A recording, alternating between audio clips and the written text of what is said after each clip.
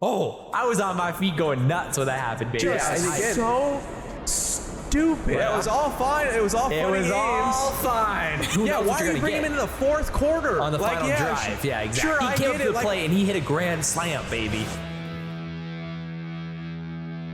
Hey everyone, and welcome to Backseat Sports. I'm Josh, that is Caleb, and today we have a lot to talk about. Obviously, Nebraska played Northwestern this weekend, and it was a tough one. We're going to be breaking it all down today. The future for Scott Frost. We'll be talking through all of it, everything we learned about this team, the pros, the cons, the good, the bad, the ugly, and everything in between. And let me tell you, it's going to get spicy to say the least. Man, how you doing, Caleb? I'm doing bad, Josh. I was very sad yesterday, if you can believe it or not. Going through the record, the FBS record, most single-digit losses in a row, 7. So yes, no college football team has felt the hell quite like Nebraska football fans have. And it's been awful to say the least. At least we're breaking records. Putting our names in the record books. Didn't feel like it'd be like this. I mean, we were, most everybody on the Twitterverse and the rest of the world just felt bad for Nebraska fans at this point because, it hurts. Say the least. Just, it's bad when you're getting those texts from people you haven't talked to in a while, but they know you're a Nebraska fan and they're like, man, that's gotta be tough, man. And I'm like, dude, it is. I got at least like 3 or 4 of those texts yesterday from people I haven't talked to in a minute. And I'm like, that is funny. It's tough. So obviously it's going to be a wild one. We're going to probably get a little heated today. And there's a lot of good and a lot of bad on both sides. Yeah. There's a lot to talk about for sure. So let's start on the offensive side of the ball here and kind of start breaking it down. And we'll kind of get into some of the more bigger takeaways too as we get through it. So let's start off with the talk of the town going into this throughout this offseason was Casey Thompson and this quarterback, and then also the system and Mark Whipple's offense, kind of the combo of the two and how he utilized Casey Thompson. Overall, what were your first thoughts on Thompson and Mark Whipple's offense? Man, exciting. Obviously, the long touchdown to Isaiah Garcia Castaneda in the first quarter. I think it was at that moment, everybody's like, oh, we're winning the national championship this year. Give us Bama. It was that kind of feeling.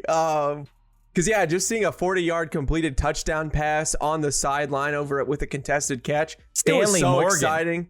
Oh, man, it was so refreshing. Just hadn't seen something like that. And, was just so elated. I mean, Casey, he had the record. He had 24, the most touchdowns in the Big 12.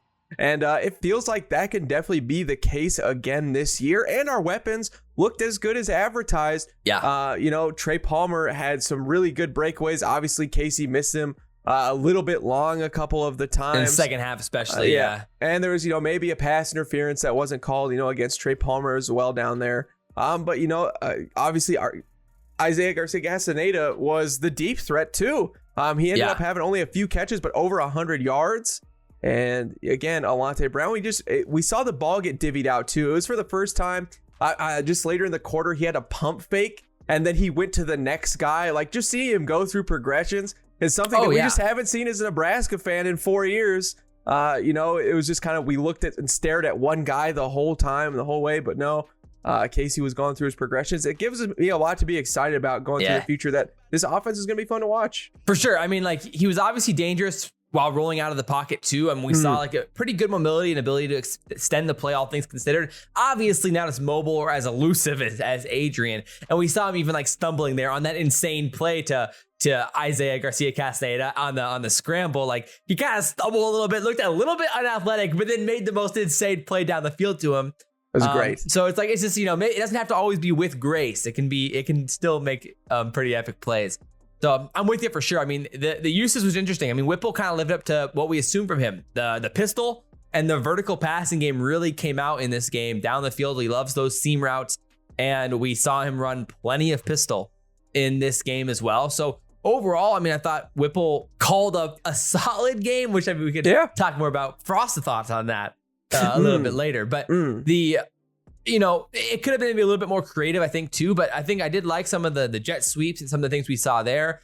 And, early in the first half, especially how we got kind of Casey in rhythm with some of those nice little out routes and the screen passes and just some easy passes 2 or 3 yards downfield, making it simple for him to get him in rhythm. I thought was really good.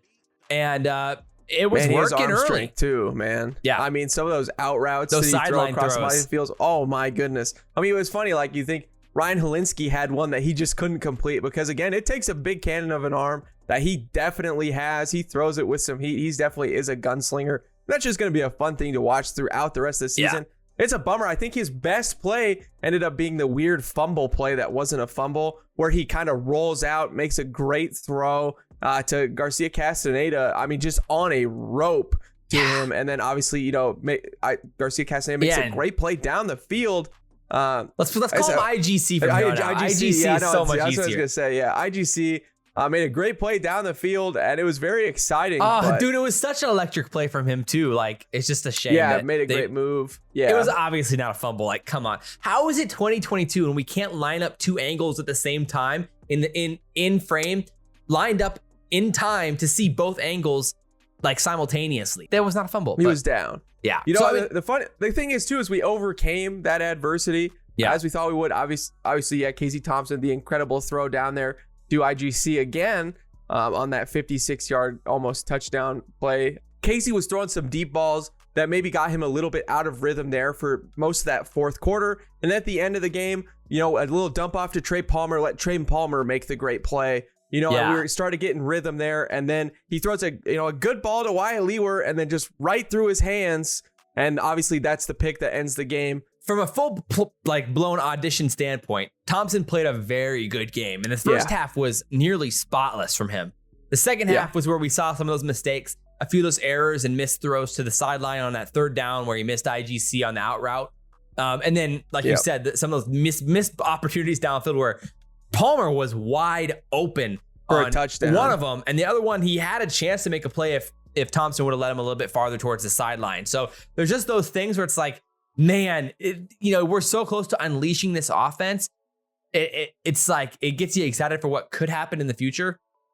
And I think overall, at least his off target is so much less off target than Adrian's. It's very nice and refreshing to see. And the arm strength alone too. Yeah, it's just he does have a cannon, and it's going to be fun. Obviously, the only questionable plays was the interception across the middle. Whether or not that was Oliver Martin's fault or whether that was Casey's fault, kind of a debate there. But at the same time, I think it is safe to say that it was a risky throw and maybe one that may not have had to been made. And he also had one across the middle on a seam route as well that was nearly picked.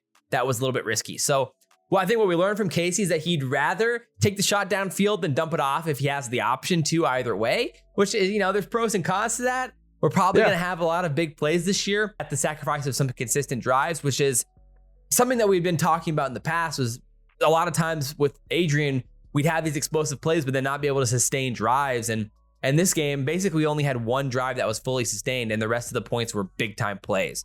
So that is something to kind of keep our eye on moving forward. And another really exciting thing and a little unexpected too was our running backs. Yeah. Anthony Grant got the most snaps with 51. The workhorse. He had 19 carries for 101 yards. Obviously, the biggest one was the 46-yard touchdown run, which was very exciting. Travis Vokalek had a great block, and then Grant did the rest of the work, breaking a couple tackles, and that breakaway speed was just so exciting to see. Man. Again, another transfer on the offense, just really working out for Nebraska. It feels really good, and it's really exciting to go into the rest of the season. I mean, with the whole running back situation, obviously we were wondering, like, who's it going to be? How are the carries going to work out? How are the snaps going to work out? And Grant saw almost all of it. I mean, again, 51 snaps for Grant to only 11 for Yant and 13 for AJ Allen, and nobody else saw a snap. So if you would have told me that, like, we wouldn't see Ramir Johnson, we wouldn't see Gabe Ervin, and Anthony Grant would have that much work, I wouldn't have believed you. I mean, it was really surprising to say the least. But like you said, the balance and the burst and just the overall agility there on a run like that is pretty exciting to see him bounce off a defender, stay up, low center of gravity, and get his weight forward and keep his hips low. It was impressive how low his hips were on that run, and then get down the field. Man, I was on my feet going nuts when that happened, baby. Yeah, and again, and it was at that point again was the second time Nebraska got a double-digit lead, and you're like, okay, now we're gonna put this away. Which obviously, rip. Oh man, it's tough. Yeah, but let's talk about AJ Allen and kind of that situation. So AJ Allen outsnapped Jaquez Yant, and then obviously Ramir Johnson and Irvin didn't play. I mean, now that was, if you would have told me AJ Allen, the true freshman, would outsnap the combination of Yant, Ramir Johnson, and Gabe Irvin, I would not have believed you. And so overall, it was kind of an underwhelming performance from him overall, but he had that nice run for about 8 yards, which showed some speed on the edge and a pretty good amount of burst. So I think there's some potential there for him. And, I think Yant at the beginning of the game just didn't look very good as well. I kind of want to touch on that. We kind of brought him in toward the goal line, which we all kind of assumed, he's the big bruiser goal line back. And he kind of got stuffed 3 times. And then that was the Casey Thompson rushing 1-yard touchdown. And then that's kind of where we didn't see him again until the second half. But then Yant really did improve and had a couple really nice runs. And he was good in pass protection a few times too as well. Which is good to see. And I felt like a lot of our backs, a lot of our times, all of them showed at times they could stop the rush. And honestly, Anthony Grant had a super good one too. So yeah, he looks the most balanced for sure. And he can catch the ball and he looked pretty good in those situations too. So I would assume, I think we're on the same page here. He's probably going to be the guy moving forward assuming all goes to plan. Yeah, which is great. It's awesome that one has broken out. That I think is what we would have hoped for. It just feels like our offense from the weapons side is in a pretty good spot. Yeah. So at the receiver position here, really interesting. Obviously, again, Isaiah Garcia Castaneda was the breakout star we were hoping to see in this game. No Omar Manning in this game right before basically a late scratch, supposedly because of injury of some sort. Related to concussion was what was reported. I saw that. I saw other body parts too. I'm not sure if that's locked down. He's had some problems being on the field in the past, whether it was health during the 2020 season and all of that stuff too. So it was a little bit surprising, but not like really surprising for, if it's going to be him, if it's going to be a guy, it's going to be him. IGC, he came up to the plate and he hit a grand slam, baby. 4 receptions, 120 yards and a touchdown, like you said. And obviously the fumble was incredibly unfortunate, but he showed some impressive burst after the catch as well. And we were talking about this in our breakout players video and in the upside video, kind of about we're looking for that guy who could really surprise. And maybe that's Isaiah Garcia Castaneda. Yeah, I definitely think so. His tape was really exciting. He had super good contested catch rate. And that was more of the same. That touchdown was a contested catch that he ended up making. So that's just really exciting to see that, I think it could be more of the same on the Big Ten level. Palmer looked really good, looked like the real deal. He had 8 receptions, 68 yards. I like the jet sweep that we run earlier. And again, he had speed. There was a couple times where, again, he got open down the field. Either, Casey just didn't put the ball quite in the right spot. Yeah. But if that's there consistently, those are going to equate to touchdowns if he can break away. Yeah. And again, that little run on the last drive we had before the Wyatt Lewer interception, where it was just a little dump off play that ended up being a first down that we desperately needed. Breaking a few tackles, showing some elusiveness, and getting the sideline really and out of bounds. That was just like a smart football play. Yeah, heads up. That was the type of play that got me really excited. And like, man, obviously we'd seen so much from him already in the game, but like he feels like the real deal too. So a lot of positive signs there. I would say Alante Brown, a little bit underwhelming. He only played 34 snaps, but and only 3 receptions for 32 yards, but he didn't show anything bad. It was just kind of like a little bit of underutilization from Alante Brown. And surprisingly, Marcus Washington, the transfer from Texas, actually led the receiving position with the most snaps, but probably the least productive day of all of them. Yeah, for sure. I'm guessing that was just because Casey is so comfortable with him. That has to be it. But yeah, I definitely think he definitely feels like the 4th guy on the depth chart. It feels like IGC, Palmer, Alante Brown, and then him at this moment. Yeah. I guess what was kind of more frustrating was the Oliver Martin and Wyatt Lewer snaps. Brody Belt actually showed some good stuff, so I won't say that it was too negative. He had some nice catches. Yeah. He can block, and he's kind of a, he was a more running back style guy anyway, so he has some vision. So I do see some good things there with him, and he has some strength to be able to catch and hold the ball toward that middle of the field.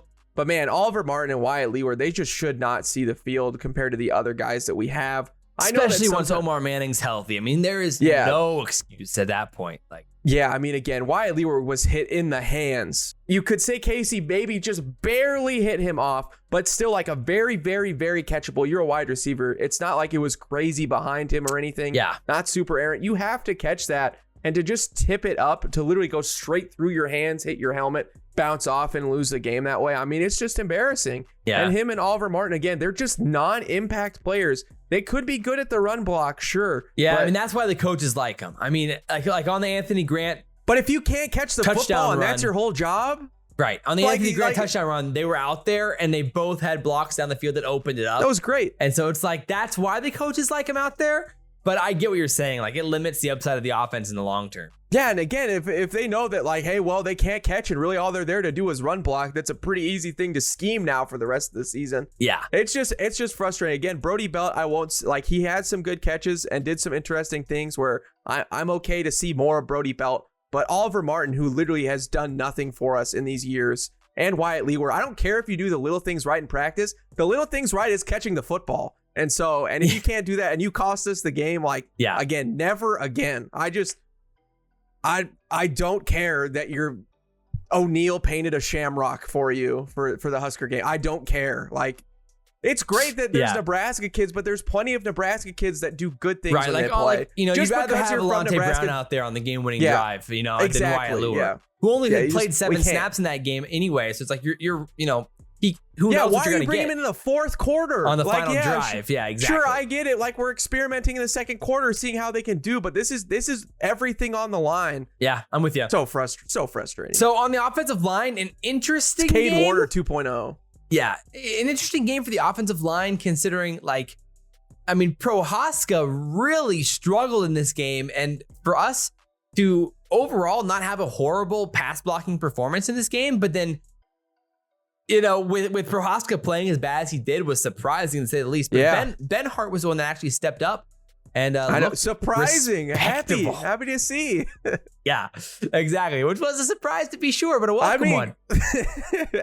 I mean, he is a 4-star recruit. I mean, he's supposed to be playing better than he had been. And that was one that we talked about in the upside video, was like, maybe you bring in a new coach and that could really help a guy like, Bryce Benhart, who has the physical tools to be good, but it just hasn't been coached well potentially. And maybe that's what we're seeing. So that would be great if that's the case. But like we said, Prohaska had a horrible game and we had to move him around a little bit because of some injuries and some guys who got dinged up front. So we saw a handful of guys come in and get a few snaps here or there. Like Hunter Anthony had 2 snaps, Ethan Piper had 2 snaps, and just a handful of other guys were in there. Latufsky was in there for 19 snaps. So we saw a handful of guys in and out overall, and it was just a weird mixed bag of performances. How do you feel about the offensive line? I mean, I think about how most people felt. I mean, they just got bullied. Run blocking was the problem, right? Yeah, especially on run block. Pass block was actually okay. And the other good thing is Casey Thompson could step around and move in the pocket. He was good in the pocket. Super impressive. Just really not. Again, just a thing that Adrian didn't have. If the pocket started to collapse, we knew he was going to run the football. Yeah. And now Casey will sit in there. And again, he took some hits on some throws. It was just great to see that he had confidence in himself in throwing the football, and just to stand in there, take hits and make completions was super exciting to see in the first half. And again, really refreshing from last year. Corcoran still looks bad. Just even in guard, he just gets burned. Yeah. He just too often. And Teddy Prohaska playing as bad as he did, probably the worst looking offensive lineman, was pretty surprising. Maybe the argument, maybe he's still hurt. Maybe. And when that's happening as Northwestern, that's when you get worried. Because when it comes to a pass rush, Northwestern is low on the Big Ten totem pole of pass rushes. Yeah, just, again, once we step into Michigan, Wisconsin, Iowa, it just gets a lot more difficult than Northwestern. Yeah. So, again, it's the first game, so hopefully there's a lot of good tape to see. There was some good highlights, but yeah, I mean, if you took away Anthony Grant's 46-yard run, we only averaged 2.1 yards per carry on the rest of the carries. And most of that was basically because there was nowhere to go. I mean, there was just absolutely nowhere to go. And we saw it with our play calling. I mean, I would say that we were both a little bit frustrated about how willing we were to run between the tackles after it just wasn't working and wasn't working and wasn't working. The outside was there. And so I think that's where Frost's, argument for maybe getting a little bit more creative and maybe having some critique for Mark Whipple comes into play, because obviously I think both of us would have liked to see them get to the outside a little bit more, mix in a few more screen passes. We saw it in the first drive and basically never saw it again, or maybe some more of those sweeps in the second half or things like that just to get to the outside and take advantage of our speed versus the lack of speed on Northwestern, and we didn't maximize those. Yes, I mean, and well. that's exactly what Northwestern did to us. Our linebackers have no speed. They attacked it all game and it worked. We'll get to that later. But if Josh is going to bring up the comment from Scott Frost saying that, our offensive team to win in this league, they learned that we need to be a little bit more creative. Okay, first of all, this is our third offensive coordinator in 5 years under Scott Frost, and all of us very well know that it was Scott Frost's fault with the offense, not the other offensive coordinators. He talked up Lubbock before he came in, fired like after a year, and he brought his own guy from UCF with him, and he was fired soon too. And now you're going to throw Mark Whipple under the bus, the guy that had the Heisman. Hey man, he did say we. He said we as a whole offensive staff. Sure. But we all know that was a power play to try and get the calls back because he trusts no one. I'm sick and tired. You can't. This is one game in, and you're throwing your offensive coordinator that you just hired in under the bus. I mean, I wouldn't say it was like how he said it wasn't the most egregious way of saying it. He could have said it a lot worse. It was absolutely a slight, and it was ridiculous. It was a slight, but I don't think it was that bad. We scored 28 points. That's Scott Frost's average. It's not like he's just blowing teams out. Sure, he did last year. We all knew Northwestern was going to get better. Pat Fitzgerald's too good of a coach. He's coached for 17 years in a row at Northwestern, the second longest tenured in the Big Ten. Like, that's just a joke. I just can't believe he would do that. That's just such a soft and weak move, in my opinion. Right. I mean, obviously, it's like, the argument is like, well, you've been here for 4 years, Frost. Like why aren't you helping it be more creative? I mean, he did say that. Collectively, if his creativity means an onside kick when you just went up 11 points, then I want absolutely none of it, because that's just being an idiot. Which congratulations, obviously you lose 75% of your games. I mean, 70% of your games. It's not that shocking sometimes. So yeah, I mean, like I said, it's like a stupid Frost thing to say. Was supposedly helping significantly with the game plan going into it offensively. So it's like, well, why aren't we, then the game plan should be more creative in the first place. So maybe he is talking about himself actually in that you sense only had the whole year to plan for this one, Scott, after the game. Thing. That's the thing. You've been here for 4 years and you've had a little year to plan for it. So I'm with you. I mean, overall, it's just a little bit interesting. The offense was a fun time, and I think there's a lot of upside still. The question is when you start facing a better front seven, does it only magnify our issues more up front? And that's where it could get really scary. Leaning on Vokalek too for the pass. I mean, he was a big key for us. Vokalek. Yeah, when you talk about Vokalek, he was fantastic when he was in the game. I mean, he had 5 receptions for 32 yards, but multiple first downs in those 32 yards. He made some huge plays in the flats and across the middle of the field, and he seemed to have a very good connection with Casey Thompson. Good chemistry, very willing to hit him, and obviously he's a huge target and easy to hit for Casey like that. And it might be our best run block. Well, yeah, and he's an incredibly balanced tight end. He's a great run blocker as well, and he's very physical. And that was huge for us early in the game. And like Caleb said, he opened up that gap for Anthony Grant to make that play and that touchdown. And then he gets hurt in the third quarter, and we just lost. It seemed like we lost so much production and consistency once he left the game. Yeah, I mean, again, we were super efficient on third down in the first half, and that really fell off in the second half. Yeah, and a huge part of that is Vokalek. We lost a big target down there in the middle, and again the run blocking. The problem is he was like a fullback. We were lining up essentially as fullback. But the problem is Vokalek has always been injury prone in his career. He's never been able to stay healthy, and so if we're relying on this guy to be healthy all year long for us to have an efficient offense, then we're going to be in a lot of trouble. I mean, the odds that he stays healthy game in and game out are incredibly low. And I don't think but we knew this going in, was that the guys behind him just aren't special. And that's going to be a problem moving forward, I think. So defensively, we made Ryan Helinski look like Tom Brady. All right. So it was tough out there. He absolutely torched us. And he was 27 of 38 for 314 yards and 2 touchdowns. Gave 86.7 QBR in the game. And he looked great. Obviously, a lot of those were pretty consistent, conservative throws, especially in the first half. But I mean, either way, he made some impressive throws. And maybe the difference was that they had the same offensive coordinator for 2 years in a row now. And maybe Hilinski's taken a massive step forward. Because I mean, like statistically last year, like we talked about in the last video, he has an argument for being the worst quarterback in the Power 5 last year. And he looked like a reincarnation, a savior this year for Northwestern.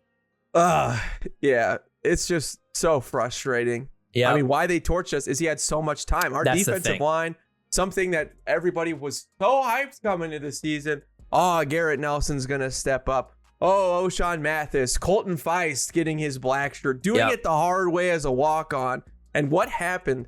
Not a lick of any sort of rush whatsoever. We got, I mean, only one official hurry on ESPN. Destroyed. We got destroyed. I mean, they got so much push on us. And I know Josh and I said Skowronski is good before going into the game. I mean, he dominated. He looked every bit of his brother in this one. I mean, he's obviously going to be probably a first-round draft pick, but we just got cooked. I mean, there's other guys on the line too besides that, and we just could not get to them. Obviously, our linebackers, which we'll get to. I can't get to the quarterback either. I'll save that for now. But yes, Garrett Nelson played awful. I mean, just awful, which was really depressing because you're so excited about him coming into the season. Yeah, obviously, I mean, another one of our captains. I mean, that quite literally could have been his worst game of his career, or at least since he was starting, at least the last 2 years. It's his worst game in the last 2 years. And it's not like he hasn't played against elite tackles in his career in the past. It's just, it's weird how well Northwestern eliminated him from the game and how much he struggled in the game.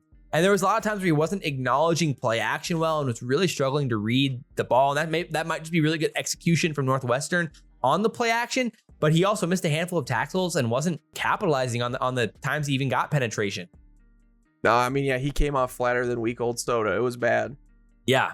So it was just, I mean, talk about a really disappointing game for the front 3 and 4 there. I mean, we didn't run as much 4-3 as I thought we would in this game.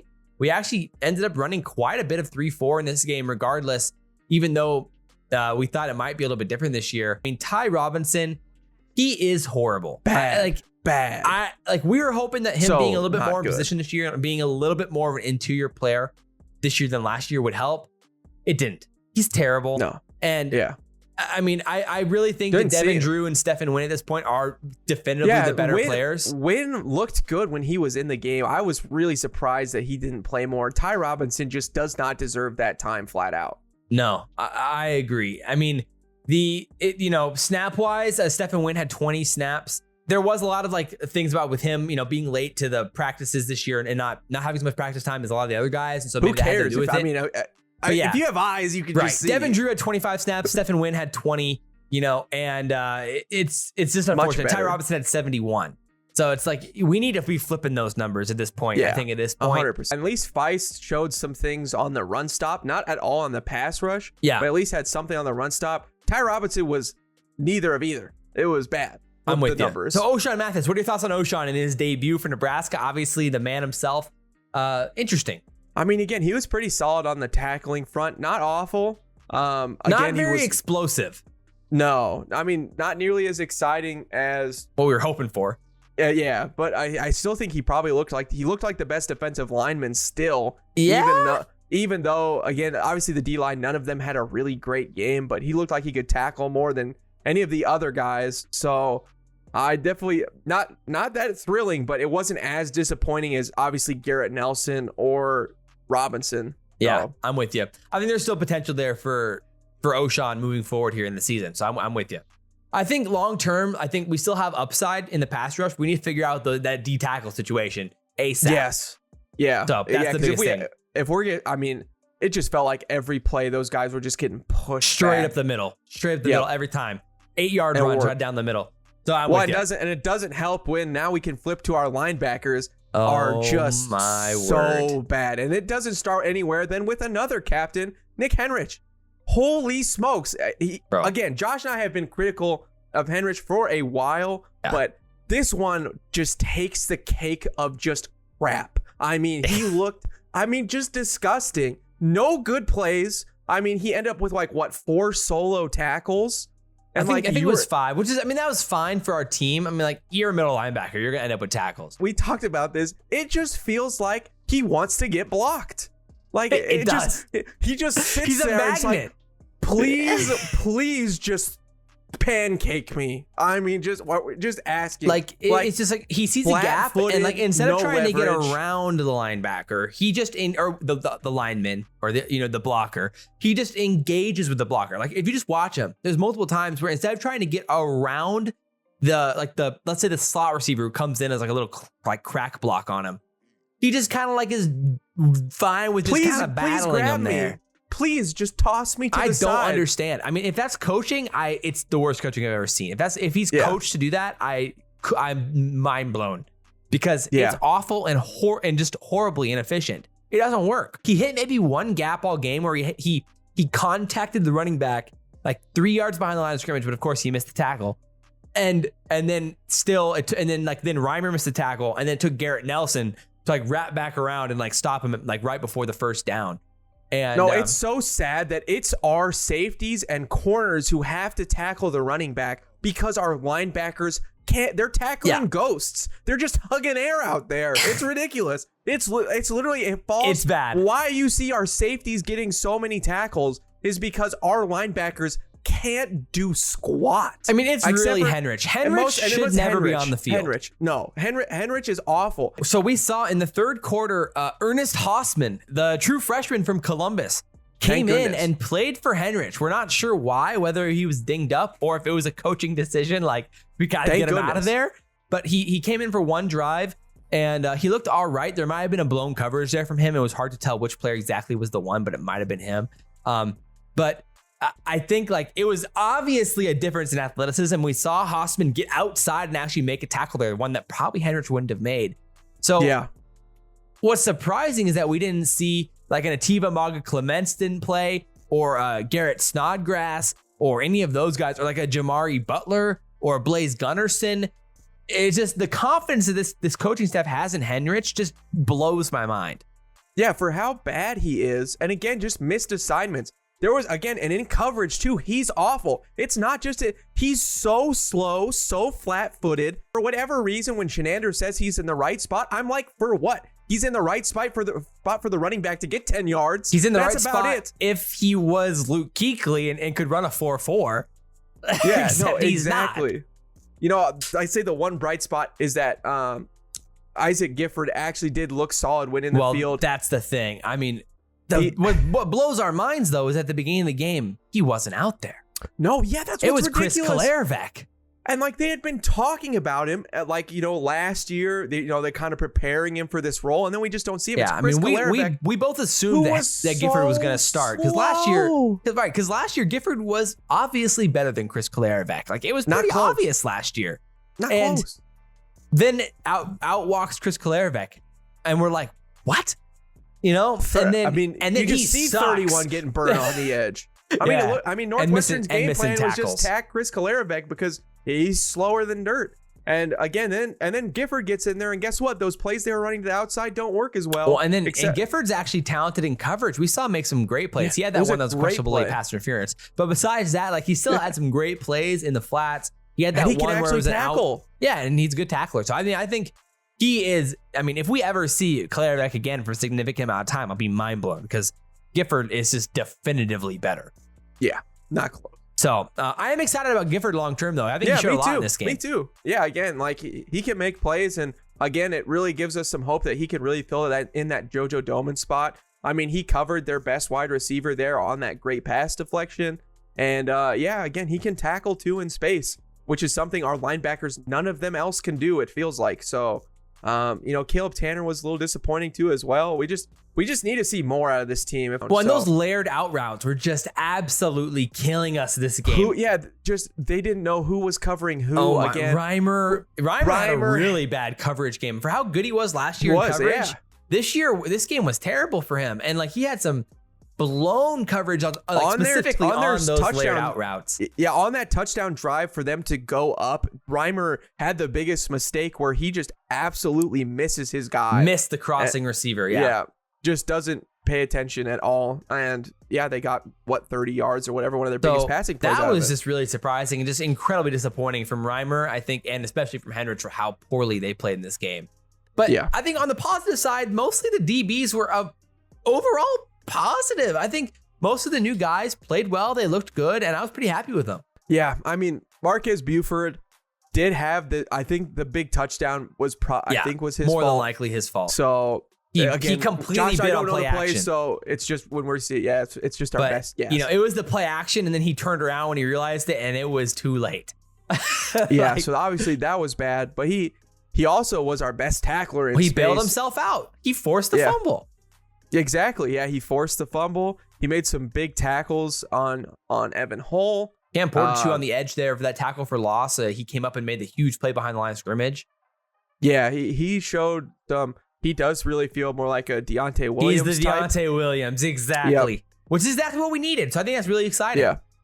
And again, so he's young, and again, Josh and I mentioned that we're going to see mistakes from our defensive backs probably in these early games. Sadly, in a week 0, like it's a conference game, so it's important. And that was one of the few plays that definitely cost us the game. But again, that forced fumble really made it up for it, and we scored off it. So, and I think you have to be pretty happy with both corners in this game too. Quentin Newsome and Tommy Hill. Tommy Hill looked really physical and made some great tackles up on the line of scrimmage too. Really explosive. So so far, Tommy Hill's lived up to the hype, which I think is pretty really exciting for this defense, and that is what could provide the hope, I think, long-term in this season. Yeah, that our secondary could get better to be somewhat of what we were last year. Obviously, to a lower end. Especially with Gifford playing, if he can continue to improve as well. I couldn't agree more. And it's just, man, our pass rush, it's got to get there. And then our defensive tackles, our coaches have to figure that out. I get that it's a new coach. And obviously Toyota left and we lost some pieces, but yeah, we got to figure out the defensive tackle spot. So, I mean, overall, I just had some frustration with how some of Shenander's schemes our linebackers.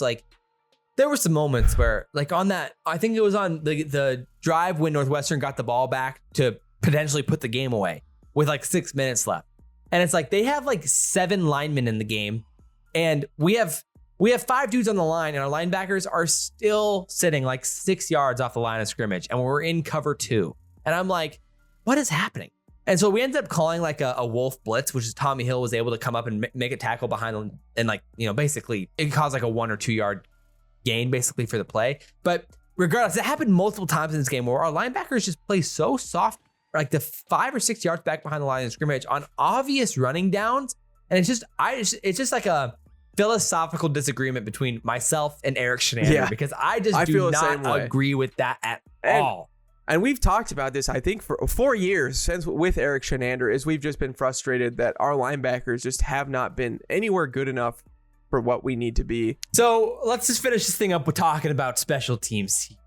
Obviously, they'll talk about the pros of special teams. Yeah. Kicking, punting, great. I mean, really, honestly, fantastic. The 56-yarder almost went in. I mean, yeah, and what do you expect? It's either a Hail Mary or you kick a 56-yarder. I mean, I liked it. Didn't mind it. Yeah, our didn't punts mind it. Actually went 50 Punting yards. was fantastic. We pinned them within the 15-yard line multiple times. Not as good as Northwestern. I mean, my word, they pinned us inside the 5-yard line twice. Freaking insane. But really great from Brian Buscini, and I mean, pretty happy with everything going on there with kicking and punting. But, it was all fine. It was all funny games. It was all fine until Frost apparently made one decision to kick an onside kick to, in his words, put the game away. With 9 minutes to go in the third quarter, guys, Scott Frost was looking to put the game away. Didn't know that was possible. But yes, I guess if you kick an onside kick and you recover it, you automatically win the game after 9 minutes. New rule here for Scott Frost. I mean, just so stupid. I mean, we're up by 11. 9 minutes to go in the third quarter. It's a play call you make when you're an unranked team playing Alabama. That's the play call that it is. You're up by 3. You just had a really lucky touchdown, and you're up by 3, and you're against Alabama in the third quarter, and you're like, we need we need a miracle. Yeah, Onside kick. if UAB was up this year against Alabama, I'd expect them to do that because, that makes some sense. But when you're up by 11 against a Big Ten team where you've had struggles closing out games in the past and you've made some mistakes, and we have never trusted our special teams ever before, and now we trust them to execute an onside kick? What?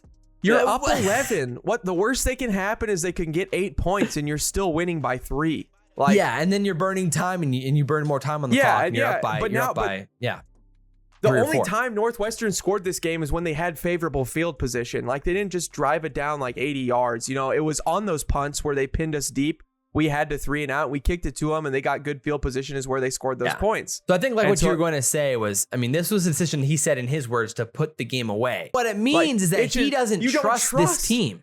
Yeah, so you had to take matters into your own hands and just do something just boneheaded. Yeah. And I think the feeling of here we go again was kind of getting lost. And then Scott Frost after this come on, like, there's a difference between being aggressive and being dumb. There's just a big difference. Like, if you're playing NCAA football with your friend in the basement and you're having fun at night and you're up 11 and you want to kick the onside kick to get, so then that maybe not, they burn a time, then why not? Yeah, just have a good time. When your job's on the line? When you're getting paid millions of dollars, when thousands of fans have spent thousands of dollars to cross the ocean to come watch your football team play. We all saw the clips of the awesome pep rally and everything. Thousands of people came. Again, yes, you and all of your coaches' jobs are at stake. And all these kids want to win games, and you've made promises. And we've paid, NIL money's been paid by a bunch of companies. Like, this is it's just so much bigger than you, but you just make a bad play because of a personal choice.